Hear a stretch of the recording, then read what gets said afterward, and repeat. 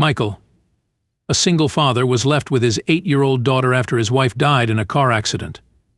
He thought he was managing well and that his daughter was coping with her mother's death. But one day she approached him and said she saw her mom at school every day. Michael mourned the loss of his wife Simone every day.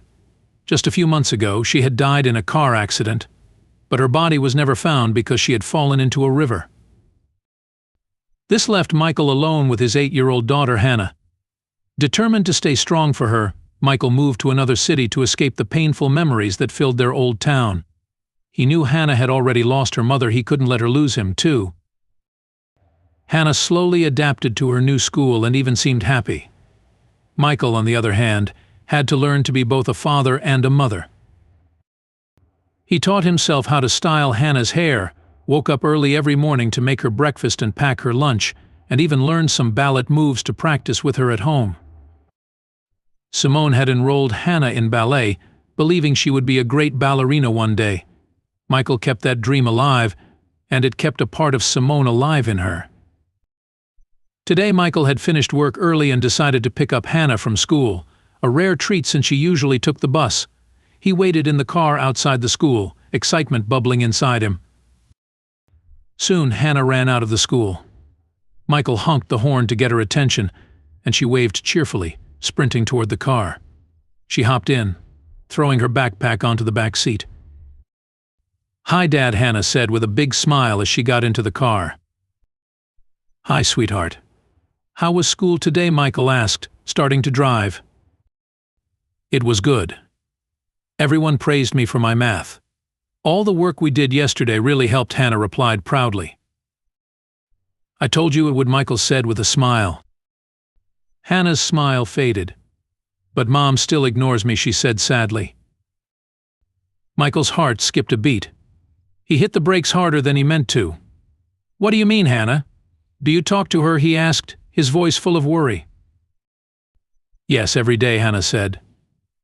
"But she pretends she doesn't know me." Michael sighed and started driving again, feeling a heavy weight on his chest.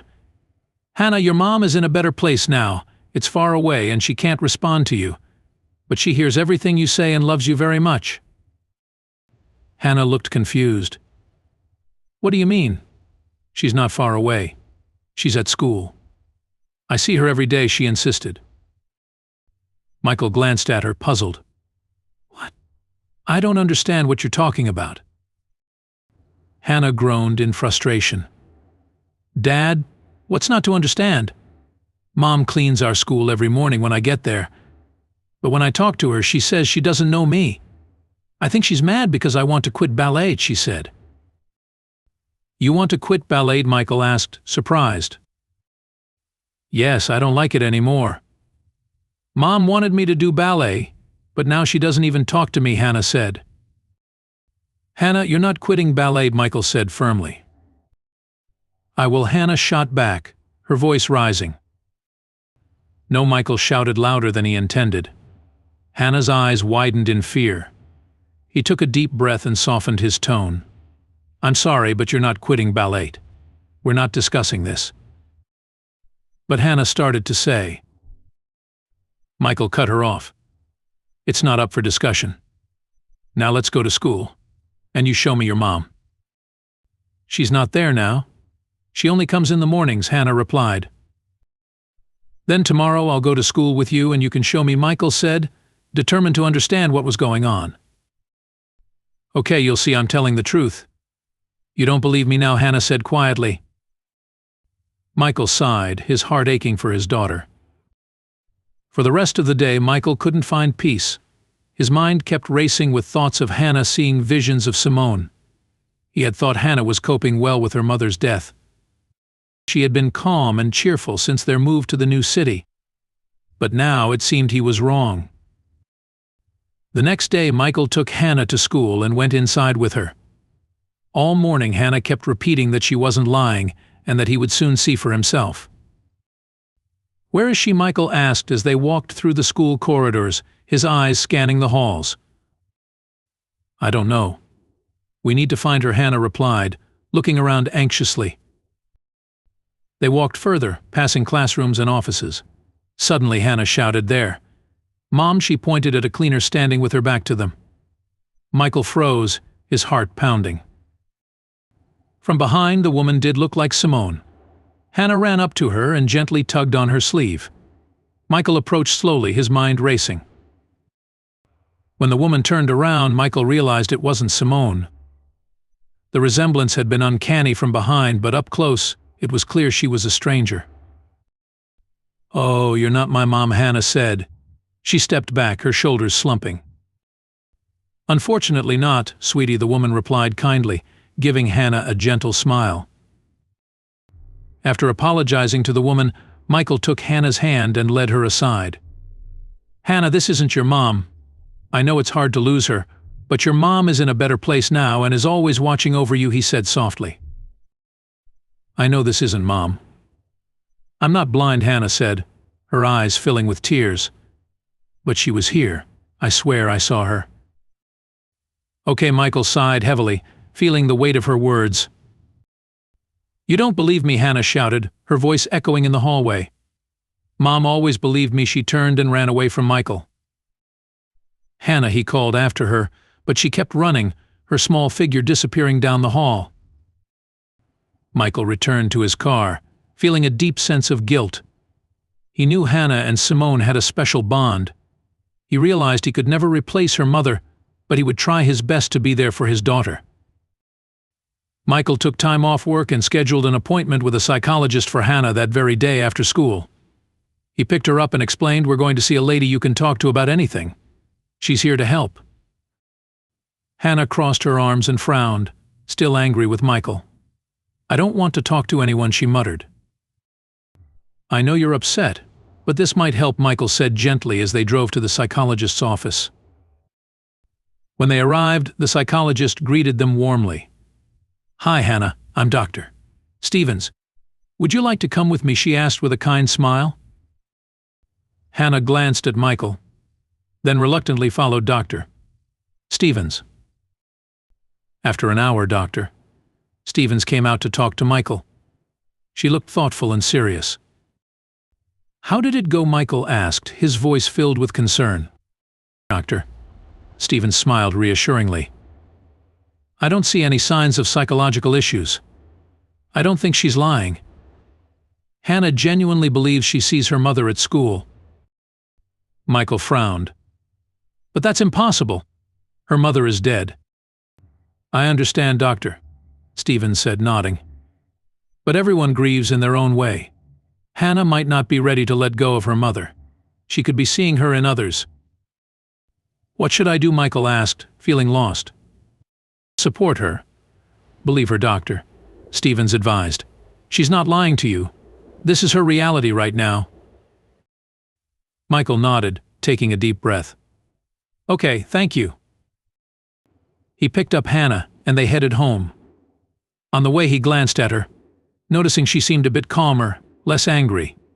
He hoped this was a step in the right direction. The next day Michael took Hannah to school again. As they arrived, her teacher approached his car.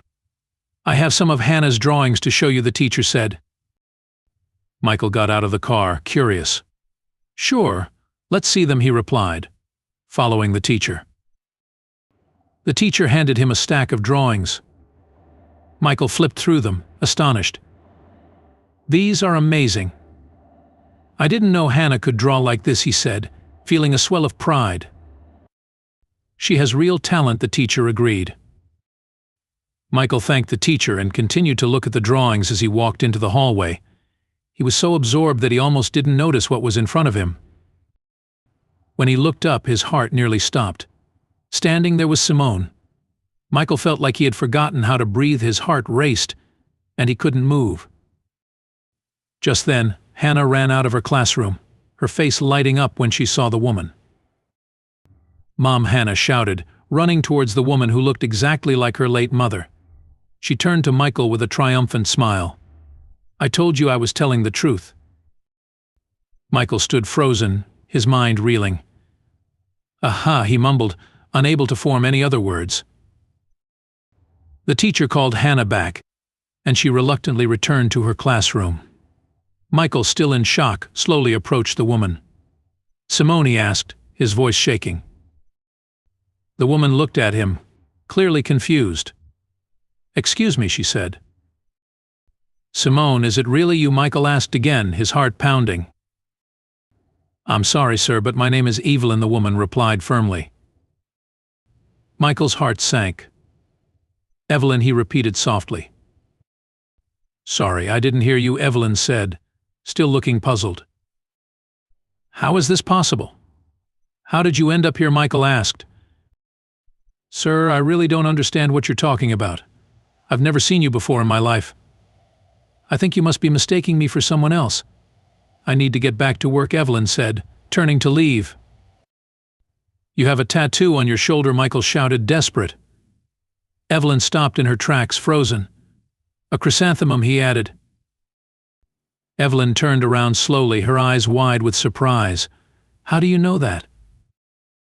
"You got it when Hannah was born. Hannah chrysanthemum. That's the name of the flower on your shoulder. You joked that even if Hannah grew up and forgot about you, the flower would always be with you," Michael explained. "Listen, this is very strange, and it's scaring me," she said, her eyes darting around nervously. "I also wanted to get that tattoo but was too scared. You were always braver than me," Michael said. "How do you know what tattoo I have? Have you been following me? First, that strange girl calls me her mother, and now you." "I'm going to go crazy," Evelyn said, her voice rising with fear. "Please, let me explain everything." "Will you have coffee with me?" Michael asked, his eyes pleading. "I need to finish my work," Evelyn replied, still looking wary. "I'll wait for you outside," Michael said, hoping she would agree. Michael went outside and leaned against his car, his mind racing. He couldn't believe this was real. After some time, Simone came out of the school and hesitantly approached him. "Ready to go?" Michael asked softly. Simone nodded, and they got into the car, driving to the nearest cafe. They ordered coffee. Black. Michael smiled, remembering how Simone always hated coffee with sugar or cream. When their order arrived, Michael took a deep breath. "I need to tell you something. We were married, and we have a daughter named Hannah." Simone looked confused but listened intently. "I don't remember any of that," she said softly. "Fishermen found me on the riverbank.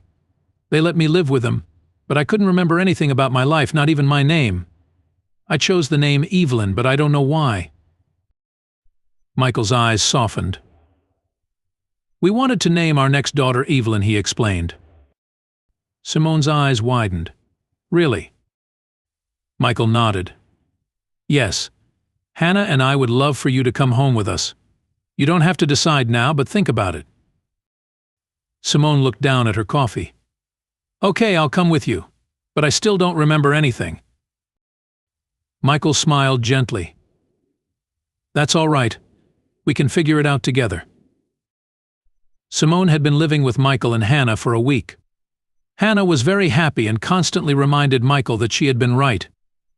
Simone was also trying to adjust to her new life. Although she still couldn't remember anything from before, she was trying her best to fit in. Michael decided they should sleep in separate rooms for now. He wanted Simone to feel comfortable and not pressured. Today, after breakfast, Simone was finishing her coffee at the table while Michael washed the dishes.